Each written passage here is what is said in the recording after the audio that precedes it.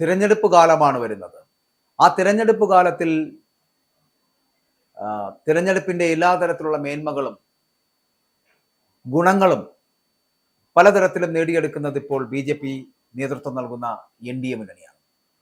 നരേന്ദ്രമോദിയുടെ വല്ലാത്ത ഒരു വ്യക്തിപ്രഭാവം അതിന് പിന്നിലുണ്ട് എന്ന് പറഞ്ഞാൽ ഒട്ടും അതിശയോക്തിയല്ല.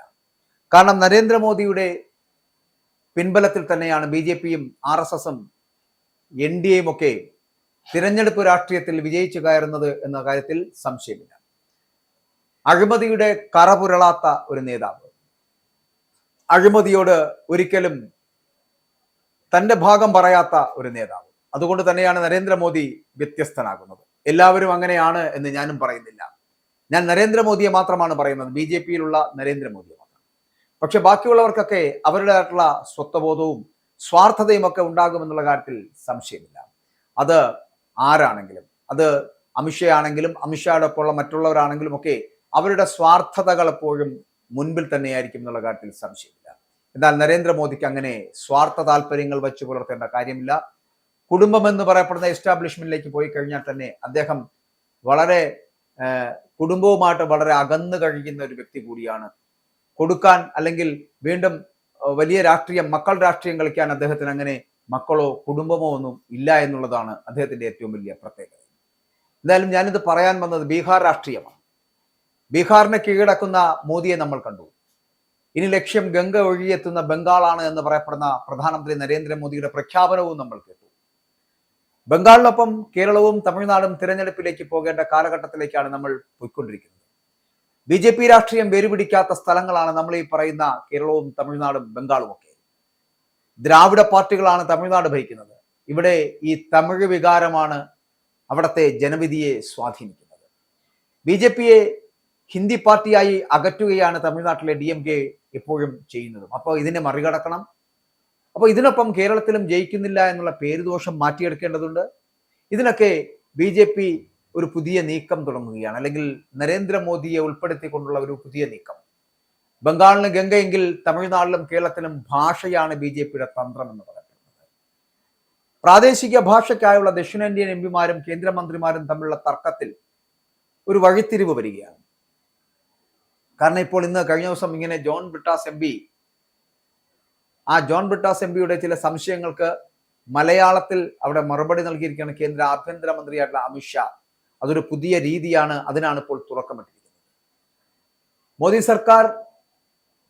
മോദി സർക്കാരിലുള്ള പല മന്ത്രിമാരും ഹിന്ദിയിൽ മാത്രം മറുപടി കത്തുകൾ അയക്കുന്ന ദക്ഷിണേന്ത്യയിലെ MPമാരുടെ വിമർശനത്തിന് പലപ്പോഴും കാരണമാകാറുണ്ട്.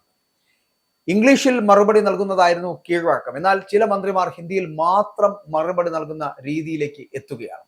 ഹിന്ദി അടിച്ചേൽപ്പിക്കുവാനുള്ള നീക്കങ്ങളുടെ ഭാഗമാണ് ഇത് എന്നുള്ള ആരോപണമാണ് ഇതുമായിട്ട് ബന്ധപ്പെട്ട് ഉയർന്നു വരുന്നത്. അപ്പൊ തമിഴ്നാട്ടിലാണെങ്കിൽ എപ്പോഴും ഹിന്ദി വിവാദം, ഇത്തരത്തിലുള്ള വിവാദം കത്തിപ്പടരുന്ന ഒരു സാഹചര്യമാണ്. അവരുടെ ഭാഷയ്ക്ക് എന്തോ ഒരു പ്രത്യേക ഒരു ആനുകൂല്യം അവരുടെ ദ്രാവിഡ ഭാഷയോട് അവർക്ക് ഉണ്ട് താൻ.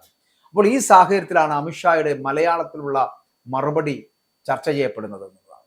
അപ്പോൾ ഇതുവരെ MPമാരുടെ കത്തിന് ഹിന്ദിയിലും ഇംഗ്ലീഷിലും മറുപടി നൽകുന്ന രീതിയിലാണ് അമിത്ഷാ അടക്കമുള്ള നേതാക്കന്മാർ അല്ലെങ്കിൽ മന്ത്രിമാർ പിന്തുടർന്നു വരുന്ന ഒരു സാഹചര്യം.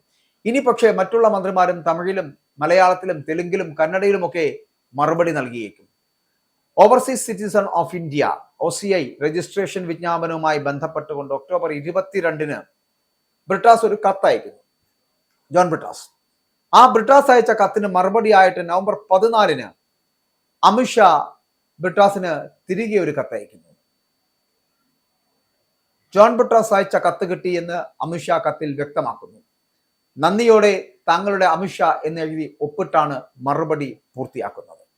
നേരത്തെ കേന്ദ്ര റെയിൽവേ സഹമന്ത്രിയായിട്ടുള്ള രവനീത് സിംഗ് ബിട്ടു ഹിന്ദിയിൽ നൽകിയ കത്തിന് മലയാളത്തിൽ മറുപടി അയച്ച് ജോൺ ബ്രിട്ടാസ് അന്ന് പ്രതിഷേധം പ്രകടിപ്പിച്ചിരുന്നു. 1990-ൽ ഉത്തർപ്രദേശ് മുഖ്യമന്ത്രിയായിരുന്ന മുലായം സിംഗ് യാദവ് ഹിന്ദിയിൽ അയച്ച കത്തിന് കേരള മുഖ്യമന്ത്രിയായിരുന്ന EK നായനാർ മലയാളത്തിൽ മറുപടി അയച്ച ഒരു സംഭവം ഉണ്ടായിരുന്നു. ഇതൊന്നുമല്ല, 1990-ലാണ്, ഏകദേശം 10-35 വർഷങ്ങൾക്ക് മുൻപ്. ഇതേ രീതിയിൽ കേന്ദ്രമന്ത്രിമാരും പ്രാദേശിക ഭാഷകളിൽ മറുപടി നൽകും.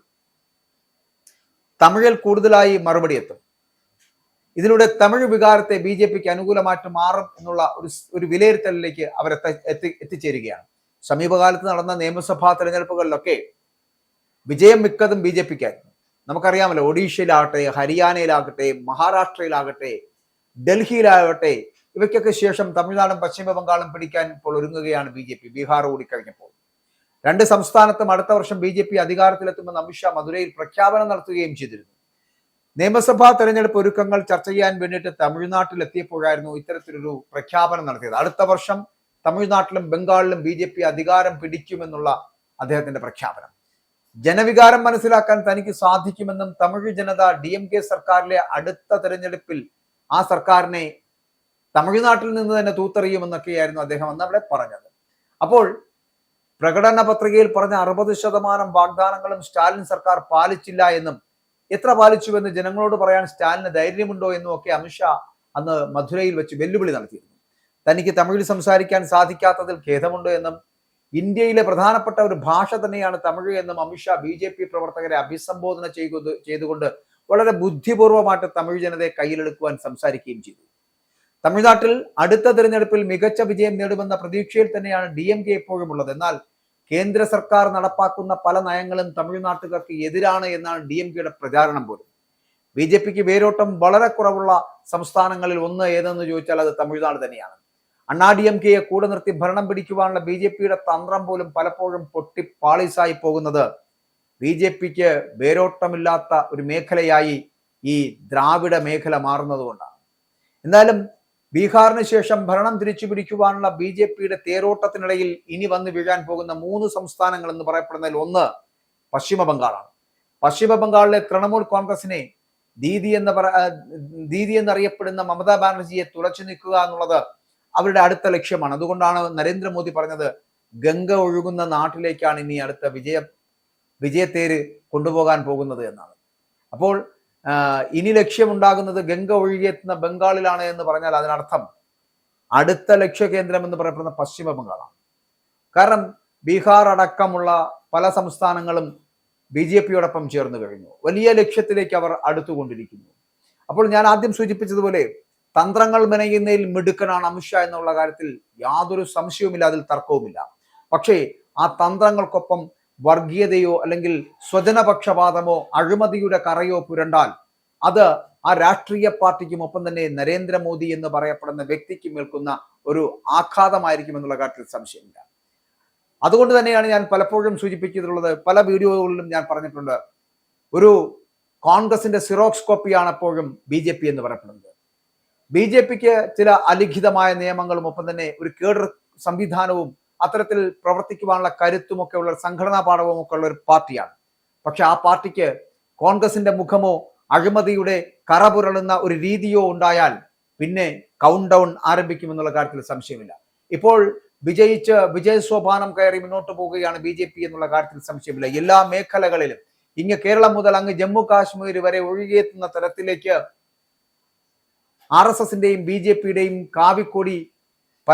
കാവിപ്പരവതാനി വിരിച്ചു കഴിഞ്ഞു എന്നുള്ള കാര്യത്തിൽ സംശയമില്ല. ഇനി കുറച്ച് സംസ്ഥാനങ്ങളിൽ കൂടിയുള്ള തേരോട്ടം നടത്തിയാൽ അത് ദക്ഷിണേന്ത്യയിലും ഞാൻ ഈ സൂചിപ്പിച്ചതുപോലെ ഈ ഗംഗ ഒഴുകിയെത്തുന്ന ബംഗാളിലുമൊക്കെ ഒന്ന് വേരോട്ടം നടത്താൻ കഴിഞ്ഞാൽ ഈ കോൺഗ്രസ് മുക്ത ഭാരതം എന്ന് പറയപ്പെടുന്ന ലക്ഷ്യത്തിലേക്ക് BJPക്ക് എത്തിച്ചേരാൻ കഴിയും. പക്ഷെ അവിടെ നിന്ന് ഇവർ വീണ്ടും അഹന്തയുടെ ആൾരൂപമായി മാറുകയോ അഴിമതി ഇവർ വീണ്ടും കൊണ്ടുവരുവാൻ അഴിമതികളിൽ പെടുകയോ ചെയ്തു കഴിഞ്ഞാൽ കോൺഗ്രസിന് എന്താണോ ഈ രാജ്യത്ത് സംഭവിച്ചത് അത് 70 വർഷങ്ങൾക്ക് ശേഷമാണ് കോൺഗ്രസിന് സംഭവിച്ചത് എങ്കിൽ ഈ പാർട്ടിക്ക് BJP എന്ന് പറയപ്പെടുന്ന പാർട്ടിക്ക് 15 വർഷങ്ങൾ അല്ലെങ്കിൽ 20 വർഷങ്ങൾ കഴിയുമ്പോൾ അത് സംഭവിച്ചു പോകുമെന്നുള്ളത്. അതുകൊണ്ട് അഴിമതിയുടെ കാറ പുരളാതെ അഹങ്കാരത്തിന്റെ മേനി പറയാതെ BJP എന്ന് പറയപ്പെടുന്ന രാഷ്ട്രീയത്തിലേക്ക് വർഗശത്രുക്കൾ ഉണ്ടാകാതെ വർഗീയത പരത്താതെ മുന്നോട്ട് പോകുവാൻ കഴിഞ്ഞാൽ BJPക്ക് ഇനിയും ഏറെ നാൾ ഈ രാജ്യം ഭരിക്കാൻ കഴിയും. പക്ഷേ നരേന്ദ്രമോദി എന്ന് പറയപ്പെടുന്ന ഒരു ബിംബത്തിനപ്പുറം ആര് എന്നുള്ളൊരു ചോദ്യമുണ്ട്.